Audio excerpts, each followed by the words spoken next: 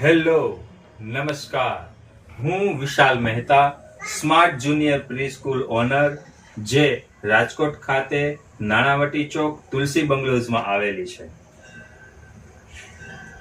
અહીંયા મારે આપને એક પ્રશ્ન કરવાનો છે કે જે બાળક મારી પાસે પ્રી સ્કૂલમાં 5 કલાક મોબાઈલ વગર રહી શકે છે, તો શું એ જ બાળક આપના ઘરે આપની પાસે 30 મિનિટ પણ મોબાઈલ વગર રહી શકે છે?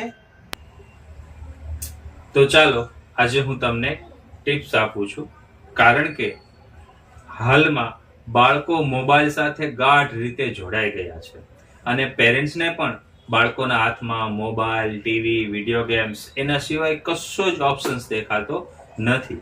તો અત્યારે હું આપને એક ટિપ્સ આપીશ, એની સાથે તમે બાળકો સાથે વર્ક કરજો. મોબાઈલ કમ્પ્લીટલી બેન ન કરો. જો આવું કરશો તો તેની ક્યુરિયોસિટી વધશે.